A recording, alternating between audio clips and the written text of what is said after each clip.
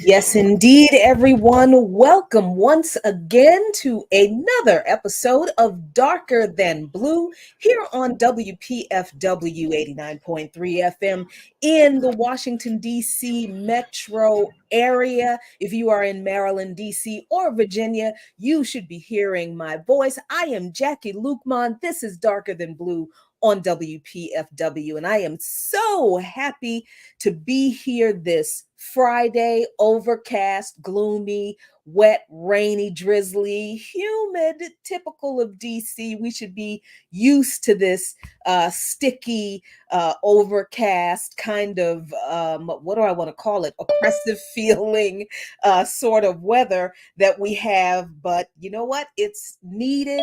We're not happy with the flooding that is happening, that is coming from these tropical storms, but as a gardener, this rain is definitely needed. We needed the break in the heat that this cool spike or this cool wave brings us.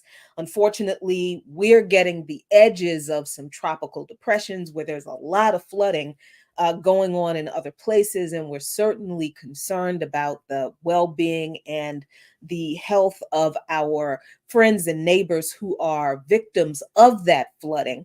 But here in DC, we're just wet and steamy and hot. So that's actually a good thing for a couple of days. Hey, it is Friday. It's been a long week. It's been a week. I think the next few months from now till November, y'all, I think is going to be not just interesting, but a little bit anxiety producing and kind of a roller coaster ride. And it's going to be an interesting time, I think, during this election season. And to dig into some of the issues that we are facing in this election season, I'm going to try to have lots of people on who can talk about this stuff with us and for us, so that we can really get a good mix, a variety of analysis, because, it's easy for me to sit here and just give you my opinion on all of the things. But sometimes, actually, most of the time in this election season, we need a lot more voices to convey this, to convey the analysis of this very confusing, very unprecedented, I think, election season. And today is going to be, I think, one of those shows. If my comrade can get on, we're going to talk about Tim Waltz. We don't know a lot about him. Those of us who don't live in Wisconsin, we know that Vice President and presidential candidate, or presumptive presidential candidate, Kamala Harris, has chosen Tim Waltz to be her vice presidential running mate. He is the governor of Wisconsin. And when we look at the media around Walz, we see that he's being described as a progressive. He's being described as almost like the savior of the Democratic Party. There are people who are talking about the good things that he has done in Wisconsin, or the things that he has done that they have approved of, that are progressive in nature. Things like legislating for Wisconsin free school lunch, and some other really good things that we're going to talk about. But there are also other aspects of his record that we don't know a whole lot about, that is not being talked about a lot in the media, that I think we do need to talk about. And some of those things are being raised in some left or leftist media outlets. And we want to talk about them a little bit. And I think I want to start with this article from Vox, which says that they actually ask the question, and I have to remember to start our shows here on Darker Than Blue with the disclaimer that the Thoughts and opinions expressed on this show may not be reflective of the thoughts and opinions of the management of WPFW or other programmers or Pacifica. The thoughts and opinions expressed on this show are those of the host and my guests entirely. All right. So thank you, Minnesota. He's the governor of Minnesota. Thank you for those of you who are watching us over on Black Liberation Media on YouTube. Thanks so much for the correction, David Silberg. I appreciate that. I'm sorry, Dean Ramsey was the one who corrected me on where he is the governor, which is Minnesota and not Wisconsin. Thank you. So Vox is asking if Tim Waltz is a progressive or a centrist or both. And they point out, Vox does, and the person who wrote this article is Andrew Prokop, and he is described by Vox as a senior politics correspondent at the outlet covering the White House elections and political scandals and investigations. So he says that Senator Joe Manchin, who they are describing as an independent of West Virginia, and we know that Joe Manchin is not really an independent. He is very much a conservative, even though he does not identify or represent the GOP in his designation. In his designation, but his policies may speak to something else. And Representative Alexandria Ocasio-Cortez, Democrat of New York and progressive, self-described progressive and member of the squad, what's left of it, they even though they disagree about policy and politics, they both agree. Now, they are on opposite ends of the political spectrum, even within the same political party, but they both agree that Walz is an excellent vice presidential nominee. Manchin, and I had to describe Joe Manchin the way I did because Joe Manchin is the kind of politician that I feel like folks maybe would be wary of receiving an endorsement from. But Joe Manchin says that Governor Walz is the real deal. He'd bring balance back to the Democratic Party. Now, that's rich coming from Joe Manchin, who is, or at least was, a member of the Democratic Party, a representative of the Democratic Party. And he certainly didn't want to bring balance to the party. He was very much way, way to the right of the Democratic Party, and he still is. So it's very interesting that he would say that Waltz is, that he will bring balance back to the Democratic Party. He said, Alexandria Ocasio-Cortez said that Walz is a uniter for not just the Democratic Party, but for the entire United States. I'm not sure what that means, but we're going to try to get into a little of what that could mean and if maybe that's enough, right? So Vox goes on to say that the fact that Walz appeals to two of the most ideologically disparate Democrats, or former Democrat in Manchin's case, is encouraging to the party. But it also suggests that possibly the possibility that everyone is projecting their own agendas and expectations onto Walz, and that some people are going to be wrong. And really what I believe it is that some people are going to be disappointed.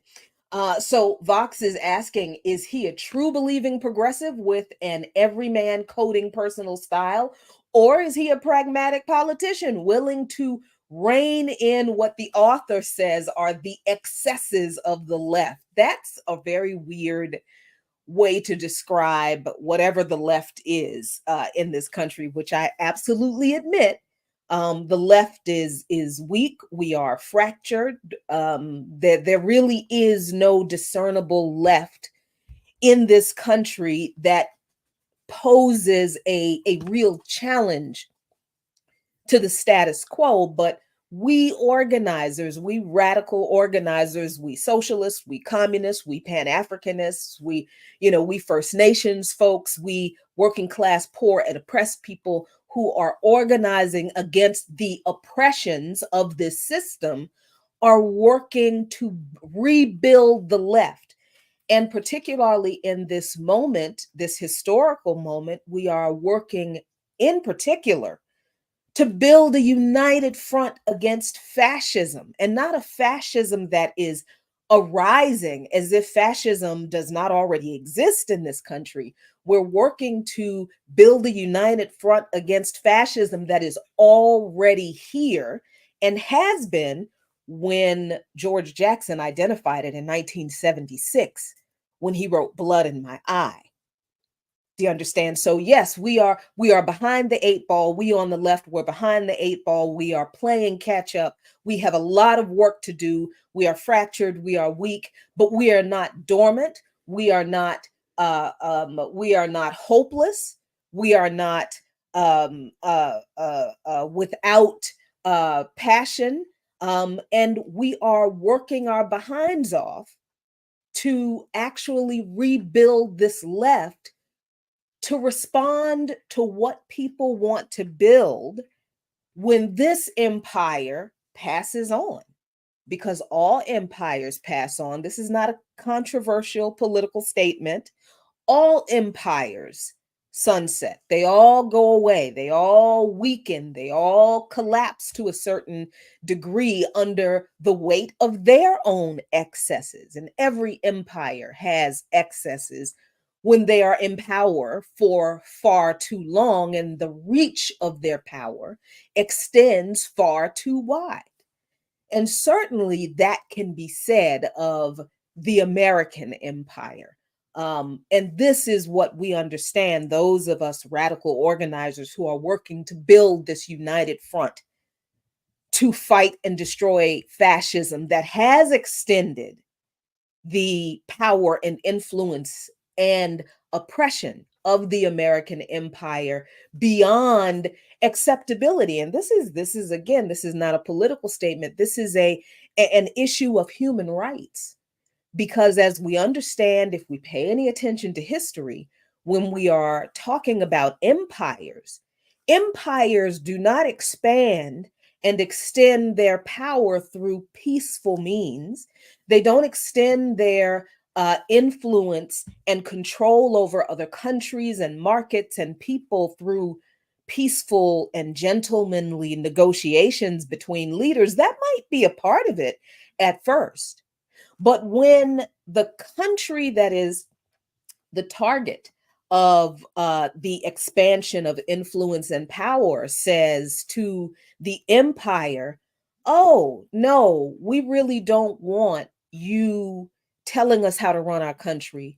We don't want you having unfettered access to our natural resources so that you can profit off of them. Because if we give you access to our resources, how can we use our natural resources to take care of our people?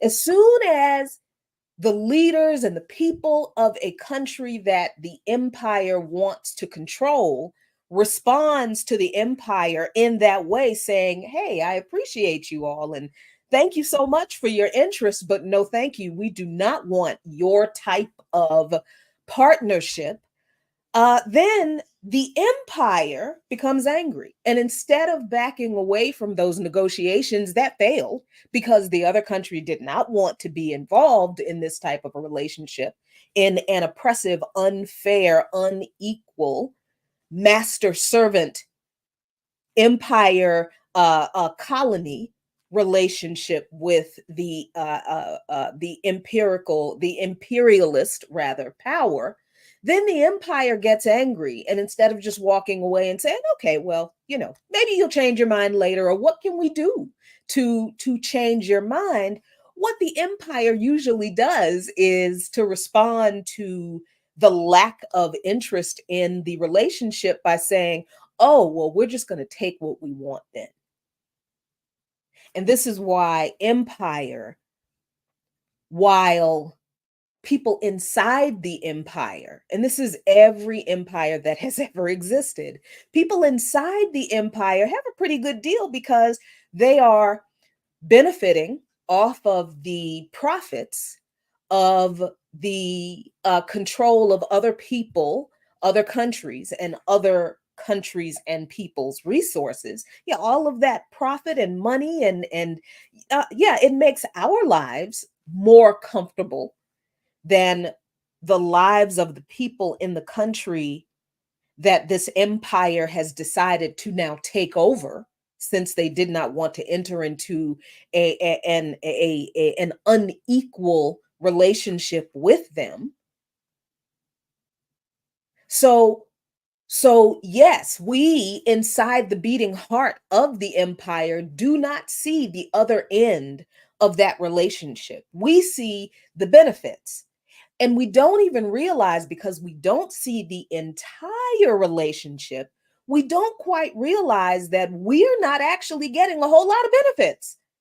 We are marginalized and oppressed inside the empire because we are being exploited to keep the empire propped up, to keep its heart beating from the inside. And we are also kept separated from people who are subjected to the oppressive power of the empire, the militarism, the sanctions, the condemnation, because countries oppose the oppressive nature of the empire. Because we don't see the entire relationship, we don't understand that we have more in common with those people who are fighting against the empire, trying to take over their countries and their resources. We have more in common with those people than we do with this empire that we live in. So, of course, the empire that we live in has a vested interest in making sure that we never understand that we are connected to those folks on the other side of imperialism, those other folks who are in the crosshairs of imperialism, like our brothers and sisters in Kenya who are in the streets right now as I am speaking. You know, it is our people right now, those of you who are listening to me as I am speaking. Young people in Kenya are in the streets opposing not only the ridiculous tax hikes that President William Ruto is proposing, but they're also opposing imperialism and the control of their resources and their markets and their land by imperialist forces like the United States, through not just AFRICOM, the U.S. Africa Command in across the continent of Africa, but also multinational corporations that are European in origin, who exploit the labor of Kenyans in order to extract the resources that are shipped off to foreign markets to be sold. And the people in Kenya do not get the benefit from those resources at all. We have more in common, folks, with our young brothers and sisters in the streets in Kenya than we do with the people on Capitol Hill, making decisions, making policies about how to crush the rebellion in Kenya and maintain control of the resources and the infrastructure in Kenya so that the empire can continue to profit and the people in Kenya can continue to be oppressed and exploited to continue to make that profit. We have more in common with those folks in the streets than we do with the politicians on Capitol Hill who are making the policies to keep those people oppressed. That's why they're in the streets. So I'm really happy that I am joined today by my friend and comrade and very, very smart brother. Anthony Rogers-Wright. Let me see if I can get you on the screen. Anthony, can you hear me? Yes, good afternoon, my dear sister. I sure can. Fantastic. I'm so happy to have you on. Thank you, Anthony, for coming. Anthony Rogers-Wright, as I said, very, very smart brother. Climate. I don't like the word activist as my own personal thing. It's not, there's no, it's just my personal thing, right? I Yeah. I don't see you as a climate activist. You to me are a climate warrior. You to me are Oh, the climate guru for Africans and other indigenous folks who, when we talk about climate issues, we never think about the frontline communities, the yeah. African communities, the indigenous communities, the Latinx communities that are the first targets, the first victims of the climate catastrophe we're already experiencing, Anthony. That's right. So Anthony is all about this work. And I had to have him on to talk about Tim Walz because, Anthony, according to many people in Minnesota, and a lot of people outside of Minnesota, and I think it's actually mostly people outside of Minnesota, which is why I'm suspicious. But I need you to confirm this. A lot of people are saying Tim Walz is going to be it for climate change. He is going to set the policy for climate change that we need. And as much as I pride myself on doing my little internet, I can't even call it research. I'm just Googling stuff and putting two and two together and all this kind of reading and all this kind of stuff. But you have your pulse on the ground, your thumb on the pulse of the climate community in Minnesota. So you tell us, Anthony, is Tim Walz the progressive climate a leader that we need, or is there something we're missing here? Yeah, no, I really appreciate the question. And I think that where it stems from, and pardon the shameless plug, but you were a guest on the inaugural program of my forthcoming show on WPFW Full Spectrum with Anthony Rogers. Woohoo!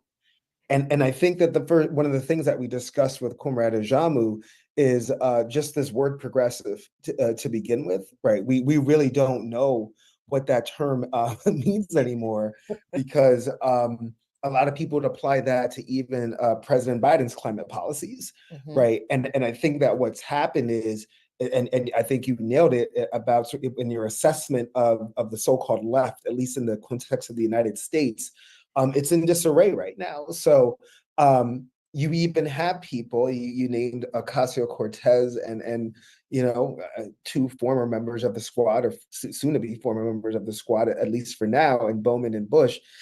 Even their shift towards I should say, jumping up and down and really promoting a so-called Green New Deal. Although, as we'll talk about in a moment, the Democratic Party Green New Deal is not the original one or the one that I think of, right? I think of the Green parties because that was out like years before AOC hit the scene. But they shifted from that to becoming essentially cheerleaders for Biden's so-called Inflation Reduction Act, which is not a progressive piece of climate policy. So based on my assessment and speaking to comrades on the ground, in Minnesota, like our dear sister, Indigenous leader and warrior, and tribal attorney Tara Hauska, Mhm. um, who really can speak to this better than certainly than a lot of the national groups who I think have thrown their support behind Waltz without really having any knowledge or even speaking to folk, right? Which is so different than how we operate in the Black radical tradition.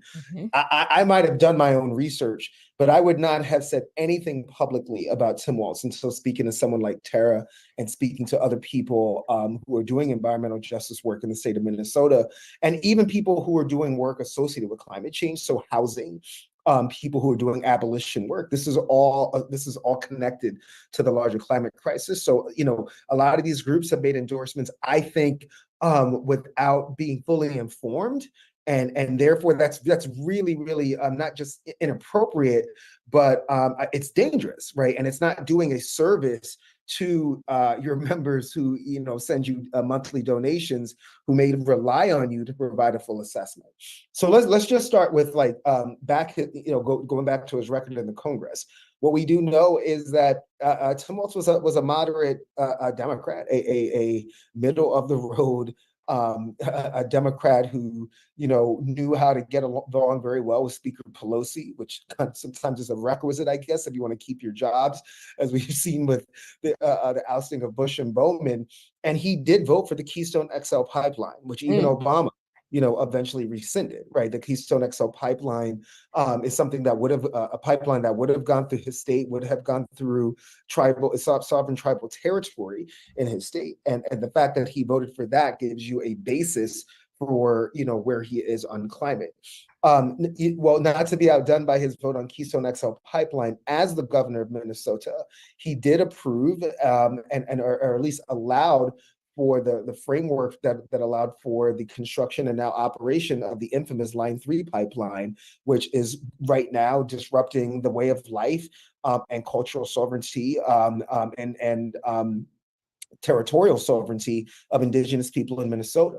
This is a pipeline that is transporting crude oil close to one of the most important bodies of water to the United States, if not the world, that being the Mississippi River, right? Minnesota, the headwaters of the Mississippi River are in Minnesota. And this is where a lot of indigenous people do a lot of their tribal activities on water, whether it's, fishing or the collection of wild rice. That's in some ways disrupted now by Line 3. So, I mean, that in itself, two major interstate pipelines that are benefiting foreign interests, maybe creating like a handful of jobs in the short term, but in the long term, it's profits for a Canadian corporation that's benefiting from Line 3. And sacrificing environmental justice communities as a result. This is not what I would consider to be progressive climate policy.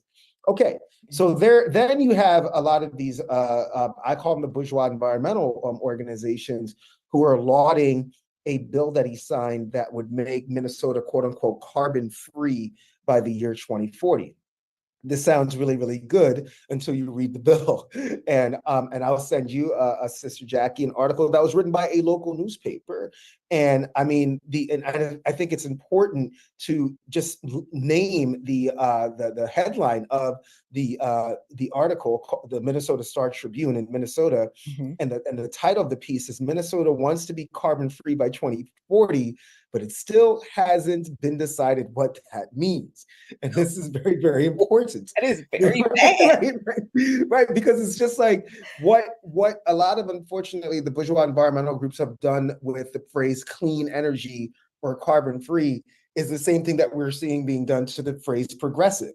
It's just sort of whatever you want it to be at the time that you want it to be something that you need, right? So you can make Joe Biden a progressive if you need a progressive at that moment, right?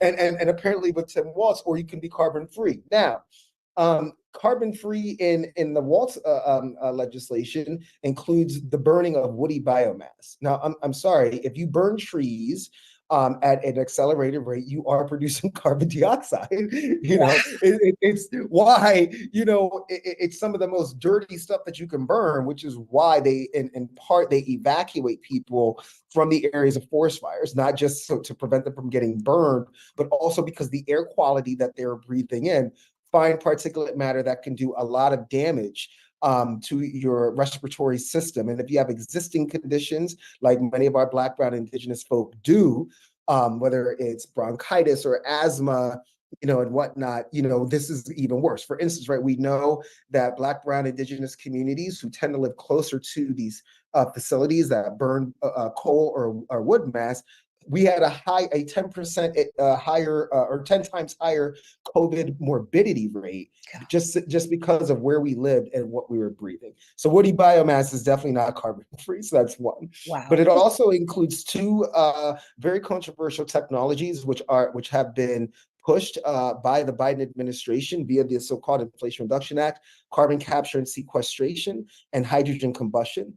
All told, the tax breaks that the fossil fuel industry will be getting from using these technologies. So essentially taxpayers will be paying the industry most responsible for the climate crisis to continue doing what they're doing, upwards of $150 billion in the next 5 years. And Waltz's bill also supports use of these technologies, also supports the use and expansion of nuclear energy. Nuclear energy may not emit carbon dioxide, but what goes into building these plants and the extraction, mainly from indigenous land, for the uranium needed to power them, are absolutely deleterious to the environment, and specifically water quality. And then finally, what I'll say about 2040 bill, this is the most interesting, is that existing facilities will be exempted from having to adhere to these new rules if they convert to frack gas, right? So wait, we're back to fracking? So, well, right. So, and this is in line with Vice President Harris's. I think it's the only policy proposal we've gotten from her on climate change, right? That was an announcement that she would not be supporting a national ban on fracking, as she did when she was a candidate in 2019.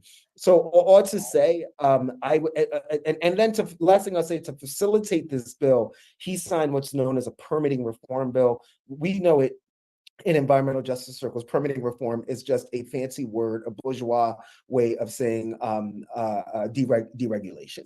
Wow. And so essentially, he's going to shorten the time for environmental reviews to allow for the proliferation of quote unquote clean energy. But this also would apply to fossil fuel projects as well, as we're seeing right now in the national phase. So all said, I would not call that progressive myself. And you know, I'll stop for a second and then give you an example of what I think would be considered progressive, if not radical. And what we need right now is radical. We need to turn this normal situation of capitalist-fueled, racialized climate catastrophe. That's we need to make that radical and normalize what people that we're calling for, like us, who have helped presidential candidates with some of their platforms, the ones who actually want to release platforms, with what we would call a more radical, transformative, and quite frankly, necessary approach, being where we are in human history. Yeah, I appreciate that, because, you know, ever since the Democratic coup, ever since the Democratic Party switched out their candidates Yeah. and instructed Joe Biden to go sit down somewhere, and chose Harris to as the candidate, or as the presumptive candidate. I have to keep saying that. There have been people who have been extremely critical of people who have criticized the fact that there is no policy platform on Right. Presumptive candidate Harris's website. This is not an opinion, folks. This is fact. If you go to her website, it is a campaign fundraiser, basically. Please give me money. Yep. There is her platform, her policy platform is not on the website yet. And so people have been very, very emotionally just hypercritical of people who, and that's being polite, of people who are accurately criticizing the fact that we don't know what presumptive nominee Harris's policies are, since people have said, you know, look, you can't judge her by Biden's policies because she was just the vice president. And we're in a very weird time, Anthony, where people, on the one hand, people are saying, and I guess because Trump said it, that the vice president really doesn't do anything. They don't really have any, it's not important. They don't really set any policy. But was not presumptive nominee Harris put in charge of the border issue when she was vice president? And did she not come out and basically tell people who were fleeing their countries because of U.S. foreign policy in their countries, told them don't come to the U.S., got on television at that podium and said a few times, do not come here, and has announced, now that she is the presumptive nominee for the Democratic Party, has come out and said, I am going to be tough on immigration. We need tough border policies, right? So these are not opinions we are expressing. These are things she has actually said and done. Yeah. So it's okay to cover those things, but people don't like it when you do that, Anthony. So at the Well, same time, people are saying, what look, when Kamala Harris was when Kamala Harris was vice president, she couldn't do anything to influence policy because she didn't have any power. But now that she has chosen Tim Walz as her vice president, he is the progressive that's going to make all the difference in her policies. Which one is it? Which one is it, yeah. y'all? Yeah, I mean, let's be clear that you're absolutely right. There are a lot of contradictions that are trying to be navigated that simply can't be. You have people who I think, as Democratic operative David Axelrod himself said, are being driven by irrational exuberance. That's how he put it, and that's Axelrod who brought us Obama. So take that for what you will. But on the one hand, you'll see certain bourgeois environmental groups lauding the fact that, oh, she cast a deciding vote on the Inflation Reduction Act to get it passed in the Senate. And she's been a partner with Biden. She went to Dubai last year in his place to speak at the annual Global Climate Conference, the Conference of Parties, which is being held this year for the third time in a row in a fossil fuel producing state. So, I mean, they take that conference with a grain of salt. But law, and then of course going back to her days as a attorney general and DA in the state of California for all the amazing environmental work, justice work that she did. But now when it's time to hold her accountable, I mean, we've heard some excuses as egregious as, there's not enough time to develop a robust climate policy platform. And I'm like, y'all just raised like $250 million. You just raised $250 million. That But right you there. can't seem to get like some people together to draft a policy position. I think that at some point this is going to come back to haunt the Harris campaign, and you're already starting to see it, right? I mean, James Carville, another Democratic, strategist, is the sugar high is going to end. You're going to have to do interviews. You're going to have to answer questions about policy, right? And if you can't do that, what are people actually voting for? And that's why it's kind of been frustrating to see so-called environmental groups jumping on board, because it's like, okay, what are we voting for the Biden policies that she was a part of, or was she not a part of the policies and she's going to come out with her own? And further, compounding that frustration, or at least me being befuddled about it, is that this is a person who just said, I'm not going to ban fracking, which is a very environmentally destructive practice that also uses profligate amounts of water. But what we can say, though, is that, like, on the issue of permitting reform, aka deregulation, Joe Manchin has just worked with Senator Barrasso of Wyoming for a very, very dangerous bill that they're calling the Energy Permitting Reform Act, that would essentially take away people's due process to sue and whatnot. And what a former Democratic Senate aide who was granted anonymity said to Politico was that despite the more progressive stances Harris carved out in 2019, quote unquote, she's a pretty middle of the road Democrat who, as a former legislator and vice president, is fully capable of understanding negotiations require trade-offs. So in other words, we're going to have to sacrifice some people in order to get the larger picture of what we are, which is what we did with the Inflation Reduction Act. So, I mean, that said, we know that this is not going to be a person who implements like real Green New Deal policies, like declaring a climate emergency that would give the president the National Emergencies Act, Defense Production Act, and Stafford Act to pretty much just end oil and gas leasing as we know it with those presidential powers. This is a presidential candidate who is not going to codify the 17 principles of environmental justice as other candidates, including Dr. Stein and Claudia de la Cruz, have called for. I'd be surprised if Vice President Harris or Waltz even know what the 17 principles of environmental justice are, much less codify them, which would also grant free, prior, and informed consent to our indigenous people. Because right now, the US government has its eyes set on the critical minerals that are right now available on the continent. They want them here to dig them up here in the United States, and the vast majority of them happen to be located on sovereign indigenous land, which I think is a delicious irony. What's going to save the world is on sovereign indigenous territory. But if they don't have free, prior, and informed consent, corporations will either turn them against each other, shower money on a few people in tribal governments. Like, we got to be honest and clear. We're not dissing our indigenous siblings when we also say that governments are governments, and even tribal governments can be bought and sold by corporations. They're not immune to that, and that could happen. And then this is not a president that's going to rescind the toxic elements of the Inflation Reduction Act. So this is a president who's going to continue then the policies of Joe Biden, who approved more oil and gas leasing on federal lands and waters than his predecessor, Donald Trump, and also a president who has presided over the largest amount of oil and gas output in the history of the United States.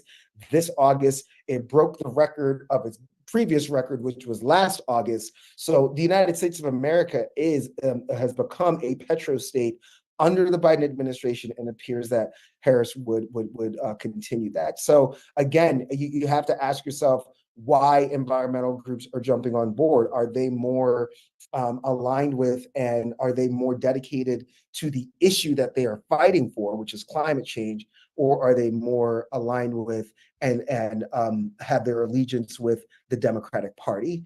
And to me, that's a big problem. We should not be putting anything or the party over anything. Political parties are supposed to be vehicles and nothing more to get you to the destination of what you're seeking. In my case, climate justice.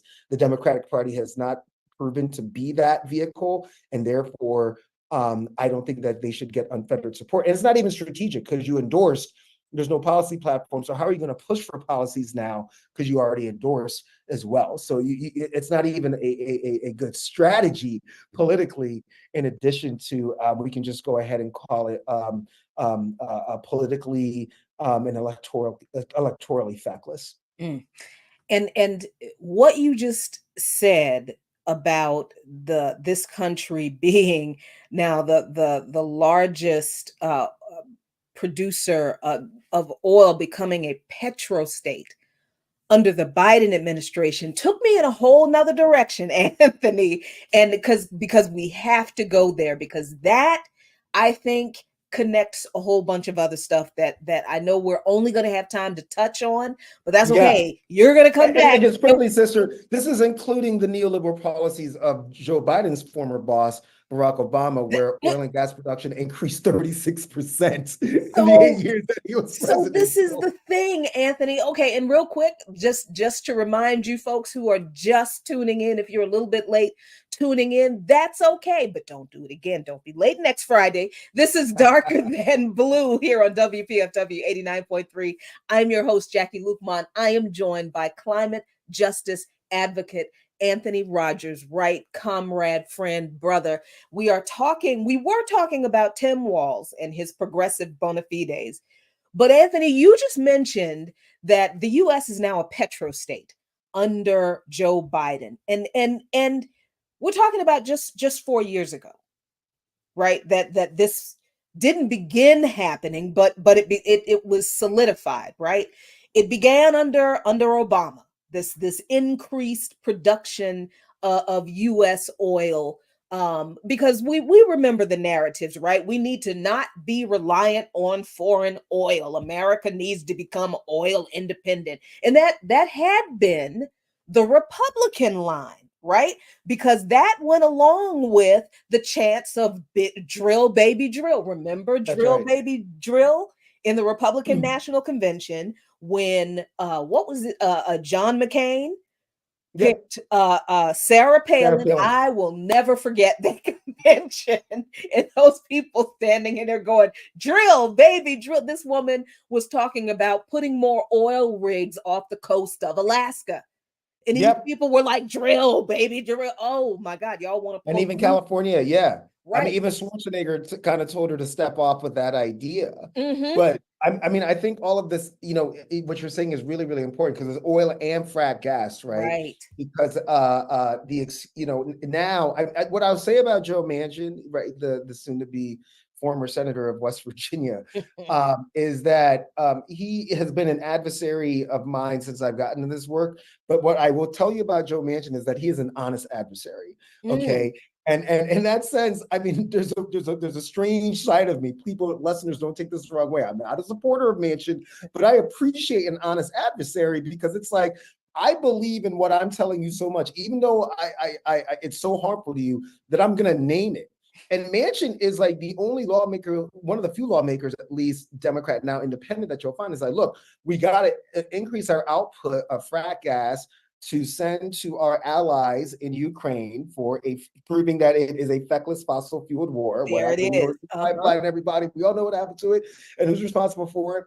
And then on top of that, saying we must never allow Russia to be the primary producer of frack gas in Europe again. So Manchin is just saying, look, yeah, this is for war and United States empire hegemony. And he's at least being honest about it, right? I mean, I have a friend when I was living in California who said that, during the Iraq war, if George W. Bush was just honest with the U.S.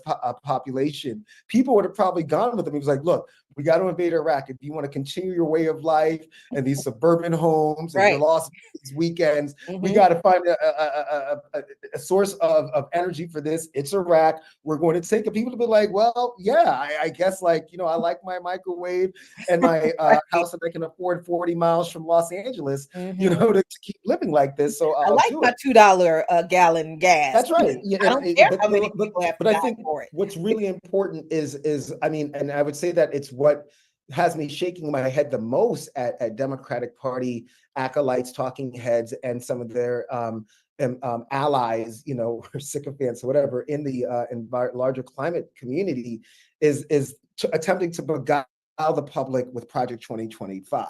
Right, it is the big evil, and we can't allow it to be implemented. And what I've been saying, well, if y'all are so against Project 2025, you should probably tell the Democrats to stop implementing aspects of it in 2022 and 2023, because they've been implementing aspects of Project 2025 already by opening up 600 million acres of the Gulf of Mexico per the Inflation Reduction Act, by so-called NEPA has already been rolled back by Joe Biden when he signed the Fiscal Responsibility Act of 2023. What's NEPA? All of these things literally directly called for in Project 2025, like the Willow Project in Alaska, were approved by Joe Biden. Wow. So I'm just saying that people need to understand that Project 2025 environmentally is already in full effect, which is why I have this piece coming out with Black Agenda Report next week called "There Isn't Enough Daylight Environmentally Between the Biden and Democratic Party Policies and Project 2025, Not Enough Daylight to Fuel a Solar Panel." Wow. So Manchin sort of answered the question that I was going to ask, because we see these other things happening all around the world that if you just look at them individually, they make no sense. They're not connected to anything. It's just, some weird international intrigue, or, those brown people, messing up again. And, what are those Africans angry about this time? But when you look at the fact that the U.S. is now a petro nation. Yes. In just, let's say, less than 15 years. And then you look at all of the coups, wars, sanctions regimes, meddling in elections that the United States government has been involved in since the Obama administration: Libya, Iraq, Venezuela, Cuba, AFRICOM expansion under Obama, right? And now we have the proxy war using Ukraine against Russia. And now we have this genocide of Palestinians in Gaza committed by the Zionist apartheid entity. I do not call them Israel. I have made up my own name for them to keep from using that name. This whole thing, The entire refusal, I think, of the Democratic Party to do anything substantive about environmental issues, it really is tied to the need, not the need, because we don't really need oil, but the lust for it, the greed for oil, all of these horrible foreign policies, all of these wars and coups and entanglements and sanctioning countries and recognizing people who didn't win elections in other countries. This is all about getting access to oil and Yeah. other resources that exists in these regions, isn't it, Anthony?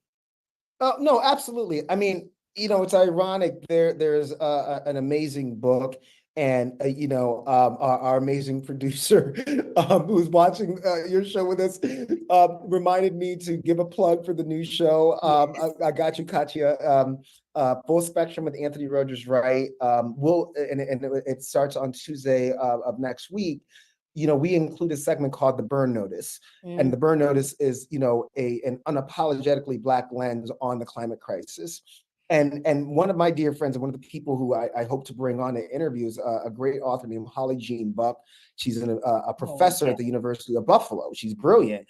And she says in her book, Ending Fossil Fuels, that climate change may be the least important reason to get off of fossil fuels, to the point that you made, because of what fossil fuels do to not just the socioeconomic aspects of it and geopolitical aspects of world peace, right?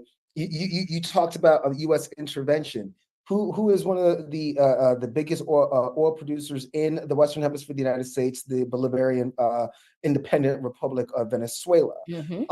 And with the rise of some more leftist governments, more or less Petro in Colombia, Boric in Chile, and so forth. If they develop relationships with Presidente Maduro and essentially have their own independent way of producing energy, South America is no longer dependent on the United States for a thing. As a matter of fact, the United States will become more dependent on South America because of the critical mineral deposits in countries like Bolivia and Chile and Argentina, Ecuador, and other places. So, you've got what it does is it does create this prelude to war whenever there. I mean, let's think about it. Russia's biggest export was their oil and gas. Right. Western powers went in there and messed with Russia's ability to make money. If you mess with somebody's ability to make money and not expect a reaction, you're either a fool or a neoliberal or both. So why not both? Right. So now you're seeing a similar situation in Venezuela. Like, what is it about Venezuela that the U.S. hates so much? Why Venezuela? There are other countries, quote unquote, with authoritarian, quote unquote, leaders, but Venezuela represents this quintessential threat. It's because they've got a bunch of oil, and therefore are competitors with the United States's petro hegemony that they want to maintain over Europe, over Africa, over South America. So that's what I believe Holly Jean Buck is saying, like, just in terms of like war and the threat of war, this is why we need to get off of fossil fuels. And then we, of course, know, as we talk about as members of the Black Alliance for Peace, that there's an axiomatic nexus between rising militarism and rising climate calamities. Military, and then everything that happens after those climate calamities leads to more militarism, which is something that I talk about with Waltz as well. This is a governor who increased despite crime is going down, blah, blah, blah, blah, blah, right? We always hear it, but that doesn't stop investment in state-sanctioned police forces. Waltz increased the budget of the I was going to call it the Minnesota military, might as well, the state military, the state, law enforcement by 66%. He gave it $300 million, even though crime is apparently going down. Continuing his trend, it wasn't President Trump who unleashed the National Guard against our people who were uprising following the public lynching of George Floyd. that was Waltz who sent them in. And then, and just to compound it even more, fossil fuel infrastructure leads to more militarized police. Our dear sister Tara Housegren can talk about it, but it's public knowledge that Waltz deputized basically a private military IDF trained, Israeli Defense Force trained force to protect that pipeline. And they really were brutal and draconian to water protectors like Tara House, the GNU Collective, and many others who are now supporting Waltz, but who got on buses to go and help Tara fight that Line 3 pipeline. I guess, the selfies and whatnot. Same thing we saw at Standing Rock's Comrade Jackie. But now Waltz is the, if you will, the great white climate hope. So that militarism aspect is really cannot be discounted in any way, both domestically and internationally. Fossil fuels is sort of like the neoliberal corporate version of cocaine or fentanyl. It literally does cause there to be paramilitary disputes over who is going to control not just the production of it, but the distribution of it, as well. And that's another reason why we got to get off of this stuff. If Venezuela didn't have oil, people would probably never even hear about it. People would never even hear about it. The U.S. would have no reason to be intervening. And after, basically anointing someone who people did not vote for in the primary as the nominee for a major political party, deign to go and even question the legitimacy of Venezuela's democracy. You can't make it up. And as these fossil fuel people, I like to say, they're greasy, but they're not slick. And see, this is why I love doing this show. This is why I love doing what I do. This is why I love political education and I love organizing, because when you understand that everything that goes on around the world is actually connected to you, because you do live inside the beating heart of the driver of the conflicts around the world, you understand, you begin to understand, you had better understand that the United Front, the United Front we have to build against fascism is a united front that all of us have to build, bringing all of our interests together, connecting those interests, because the connections are there, y'all. These connections are there, bringing all of these interests together and fighting for the future that we want against this fascism. We have to smash this fascism as this empire crumbles. As the empire crumbles, it's just going to get more intense, but it does not mean we can't win. I believe we can. If I didn't think we could win, I wouldn't waste my time doing this. So we are out of time for this week, but I need you to come back next week, because we're going to talk more about this united front against fascism that we have to build with some other people. And we're going to keep talking about it for the next few months, hopefully years, until we actually get it done. But until then, thank you so much for tuning in to Darker Than Blue. I'm Jackie Lukman. This is WPFW 89.3, changing the world one broadcast at a time. See you next week. Peace.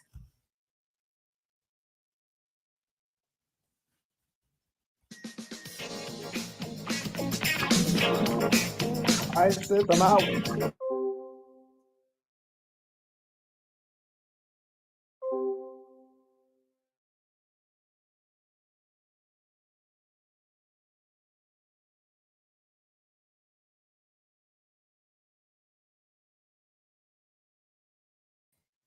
Just a few minutes. Thank y'all so much for hanging out for a few minutes. Thank you for tuning in to Darker Than Blue today. I was so glad Anthony was able to come on, because I don't understand the climate stuff as much as he understands it. I have a very surface level understanding of a lot of the phrases, just the way they talk about things. I don't know what that stuff means, but I know he does. So I'm always excited to have him on. I may have him on again next week, because we didn't get into like the serious connections between Ukraine and Venezuela and Nicaragua and Cuba, Africa, and why the U.S. is really so interested in controlling these countries. We touched on it a little bit, but you know me, I like to go way down in the weeds, because I really need people to understand that I'm not being contrarian just to be contrarian. I don't have time for that. I am opposing a system that I know full well is killing our people. And my business is fighting for the liberation of our people. That is my job. That is my command. That is what I'm here to do. That is why I believe I am still here.